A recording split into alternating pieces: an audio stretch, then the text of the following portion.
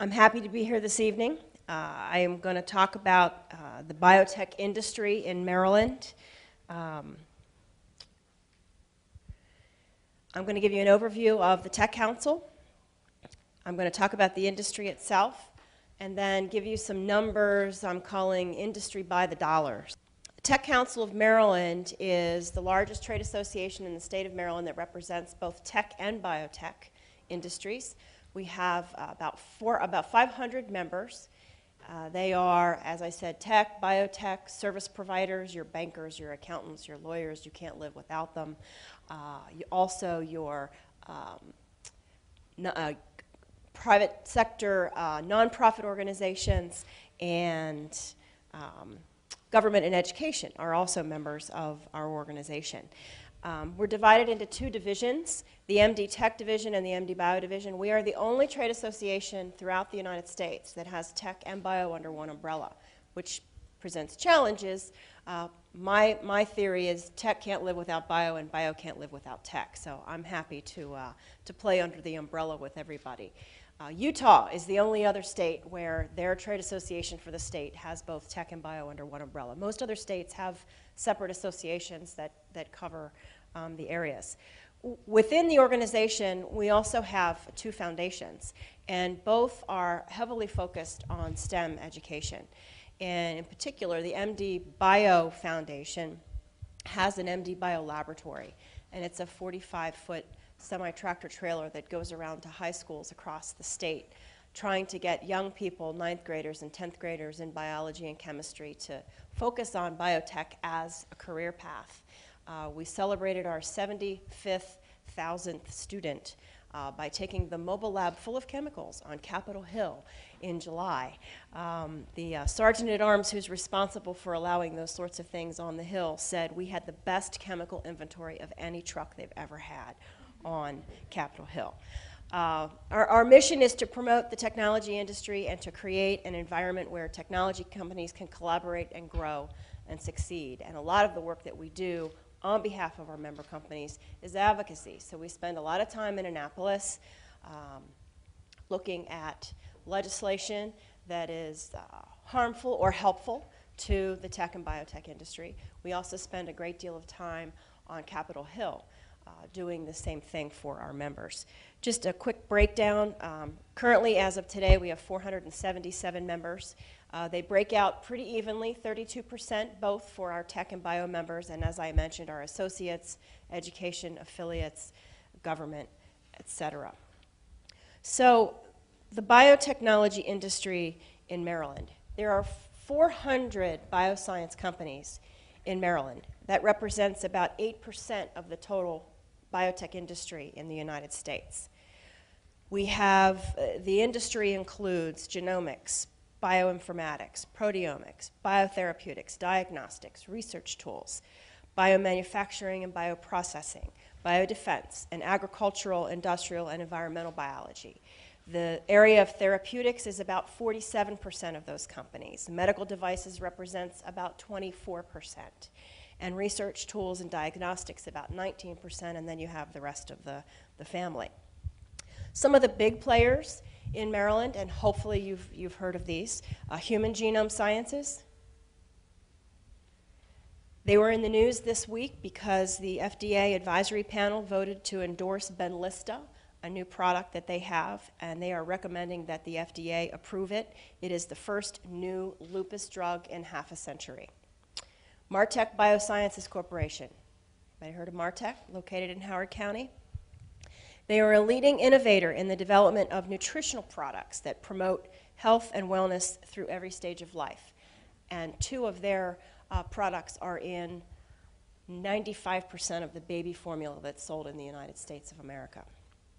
MedImmune. Okay, we've got a few more hands. They provide innovative biologics like Synagis, which is a product that's on the market for the prevention of serious lower respiratory tract diseases, and Flu Mist. Everybody got their flu shot? Well, Flu Mist is the alternative if you don't want the shot. Not good for everybody, but. And then there are some up-and-coming players throughout the state of Maryland. Anybody heard of Glicknick? Nope. Glicknick is over at the UMB Biopark. They are marketing new therapies for patients with cancer and autoimmune and inflammatory diseases. They are a startup company in the accelerator over in UMB. Biomarker Strategies. Heard of that one? They're a tissue-based cancer diagnostics company that is developing SnapPath, an ex vivo biomarker platform to improve the treatment of cancer.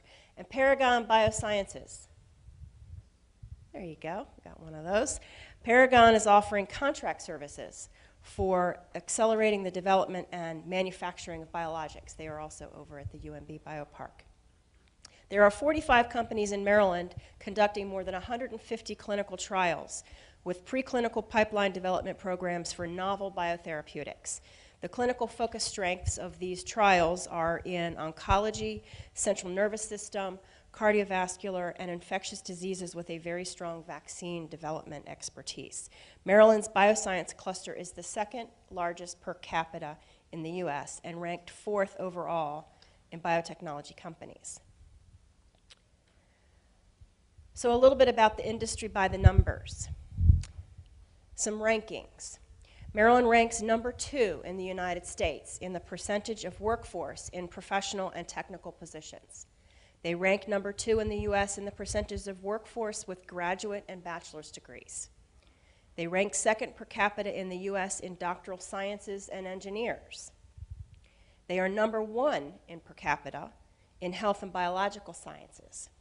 And I just read today, a new study came out, a new index by the Kauffman Foundation and the Information Technology and Innovation Foundation, that Maryland ranks number 3 in moving toward a global innovation-based economy. These are all good things for you. You're in the right place. You're in Maryland, and Maryland is ranked very well in these areas. Maryland bioscience companies employ approximately 27,000 skilled workers. There is an equivalent amount of workers in our federal and academic sectors. The average salary in these companies is $80,000 a year. Now that's everybody from the CEO to the lab technician to the HR person to the finance director. The average salary is $80,000. Revenue that Maryland bioscience companies provide back to the state is over $2 billion a year. I think it is because of that skilled workforce and the revenue that comes back to the state that the governor has invested more than $700 million in infrastructure over the past 20 years, in research parks, in institutions, in programs like the Maryland Venture Fund and the Maryland Biotech Tax Credit, which I'll get to a little bit later, and directly to investments in biotech companies. And in May of 2009, Governor O'Malley unveiled the Bio 2020 Maryland Initiative, a strategic plan for life sciences that calls for an investment of over $1.3 billion in the next 10 years. So the Maryland Biotechnology Tax Credit is one of the things that the state has to offer. It's now in its 4th year. The purpose is to stimulate investment in biotech companies. $50 million have been raised by 40 entrepreneurial bioscience companies in the first 4 years. Those investors get an equivalent of a tax credit. It's a refundable tax credit up to 50% of their investment, with a maximum of $250,000 a year for either the company, the individual, or the firm that made the investment. It was introduced by Delegate Feldman from Montgomery County in the Maryland General Assembly, and has become sort of a model biotech tax credit program that states should offer. The Biotechnology Industry Organization, which is an international trade association for biotech companies, uses it as a model all the time. The Maryland Stem Cell Research Fund, another example of a funding program here in the state, created by the Maryland General Assembly in 2006, not without controversy, but the fund is there. It is the 3rd largest state-funded stem cell research program in the nation. To date, they have committed more than $68.4 million in 180 research grants from peer-reviewed research. I will say a lot of it has come to Hopkins, but that's a good thing. These grants have been issued to Hopkins, to the Kennedy Krieger Institute, to the University System of Maryland, as well as to some private sector collaborators like Global STEM, Veraxis Corporation, Life Technologies, Lonza, and Retrotherapy, all companies that are here in Maryland. The Maryland Stem Cell Research Commission recently announced an opportunity for collaborative research projects with the California Institute for Regenerative Medicine, CIRM. Letters of intent for that next round of grants are due, letters of intent for the Maryland Stem Cell Research Fund are due by midnight tonight. So if you didn't get your letter of intent in, too bad.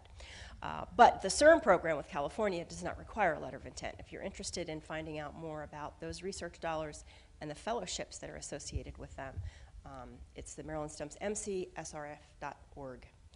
The Maryland Technology Development Corporation, something that's near and dear to my heart, was talked about in my introduction, affectionately known as TEDCO. I spent about 10 years there. TEDCO was created by the Maryland General Assembly in 1998 to tap into the assets of the federal labs and the great world-class research institutes that call Maryland home, with the notion of taking the research that the federal government or the universities have put money into and science behind and innovation into, and moving that technology out of the laboratory and into our everyday lives, to our bedside, to our homes, in our cars, in our computers. For 5 years now, TEDCO has been the #1 early seed stage funding organization in the nation. That's a good thing because it's here in Maryland. It's a questionable thing because it's the public sector. Where's the private sector? Where are the angel investors? Why is little old TEDCO the #1 seed stage funder in the nation? It's okay. I take the credit for it, and I'm still happy that I was there to be a part of it. Some of the programs within TEDCO that might be of interest to you: the University Technology Development Fund, UTDF. It helps university researchers develop and assess the viability of new technologies and new ideas.